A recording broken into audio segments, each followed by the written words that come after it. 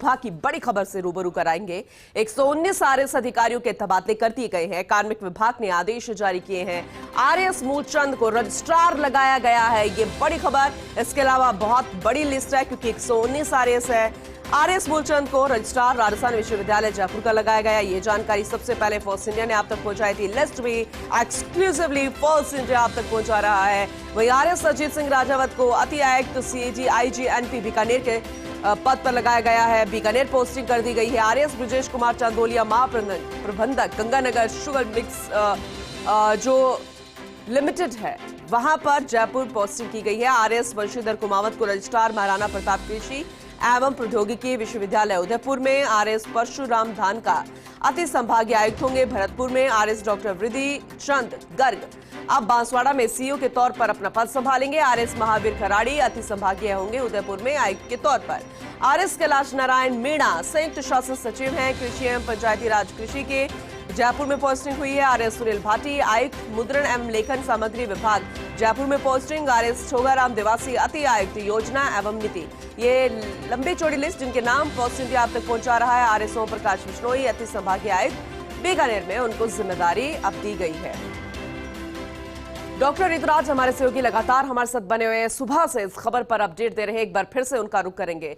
ऋतुराज जी, वैसे तो आपने विस्तार से जानकारी दे दी है, लेकिन एक बार फिर से आपसे जानना चाहेंगे क्योंकि ये जब लिस्ट चुनाव से पहले आती है तो जो तमाम जनप्रतिनिधि होते हैं जो कि आने वाले समय में बदल भी जाएंगे, लेकिन अपने खास चेहरों को वो तवज्जो देना चाहते हैं कि उस जगह उनकी पोस्टिंग कर दी जाए, और ये हमेशा से दरख्वास्त रहती है। क्या इस लिस्ट में भी कुछ ऐसे हैं?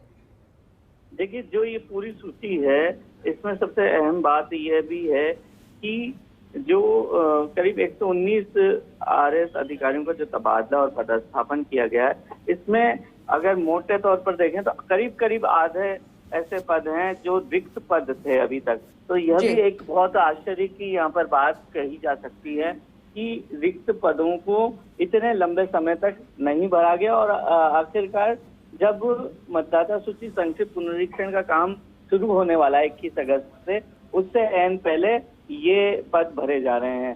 तो यह भी देखा जा सकता है कि अब क्योंकि जिले ज्यादा बढ़ गए हैं तो उसमें प्रशासकीय दक्षता वाले जो अधिकारियों को लगाना या फिर रिक्त पदों को भरना, यह भी एक बहुत बड़ी सिरदर्दी हम कह सकते हैं सरकार की ये रह सकती है।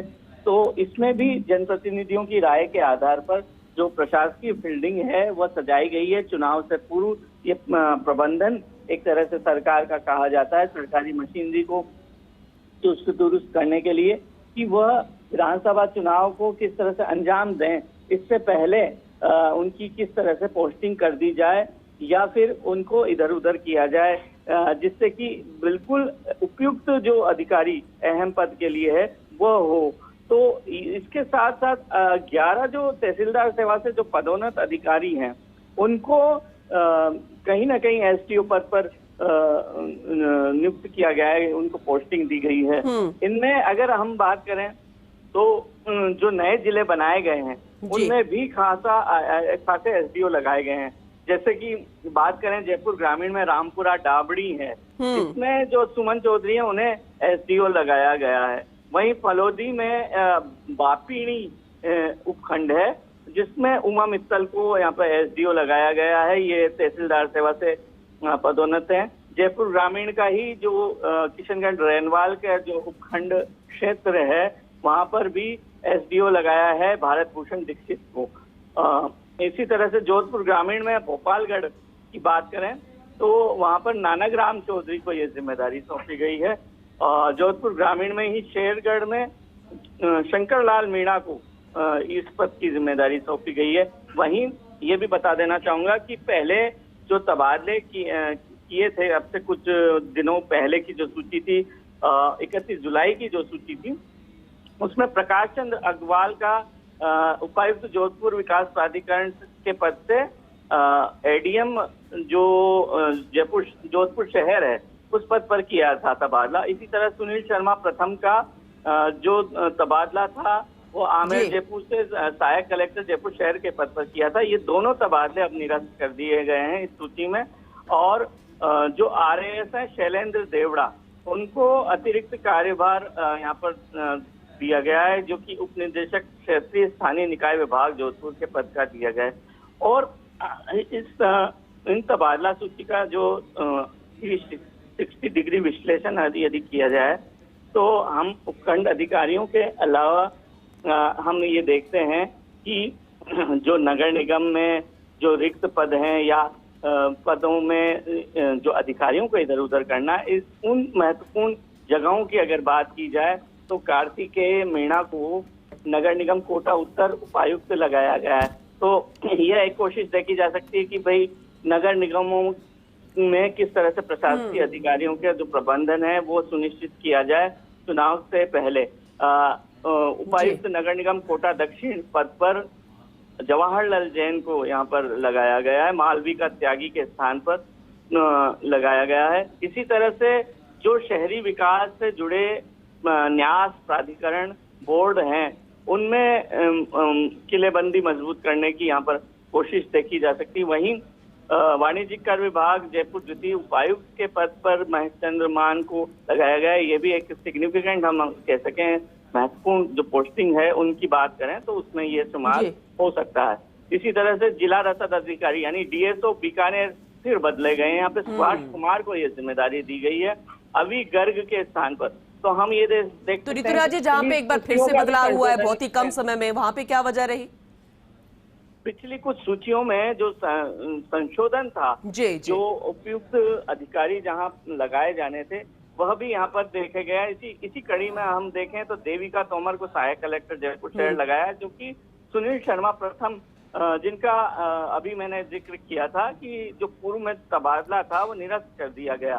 तो उन तबादले को निरस्त करके अब देविका को यहाँ पर ये जिम्मेदारी सहायक कलेक्टर। ठीक है, और आपने इसमें महत्वपूर्ण बात बताई कि जो कि खाली पद पड़े थे, जो कि खाली जगह थी जहां पर दरकार थी बहुत लंबे समय से, लेकिन आखिरकार पद नसीब हो गया है, ट्रांसफर कर दिए गए हैं, नई जिम्मेदारी मिल गई है। तो ऐसे क्या एक और लिस्ट आ सकती है या आने वाले समय में चुनावों से ठीक पहले कोई और पद ऐसे हैं जहां जो कि खाली जगह लंबे समय से बनी है वो भी भरी जा सकती है? देखिए, बिल्कुल इस बात की बिल्कुल संभावना है, क्योंकि करीब करीब 7 दिनों का वक्त है, क्योंकि 21 अगस्त से मतदाता सूची संक्षिप्त पुनरीक्षण कार्यक्रम शुरू होने वाला है। और जो फील्ड में तमाम तरह के अधिकारी हैं, जैसे कि उपखंड अधिकारी हैं या एडीएम हैं या इस तरह के जो भी अधिकारी हैं जो चुनाव कार्य से सीधे जुड़े हैं, उसके बाद इनका तबादला नहीं होगा।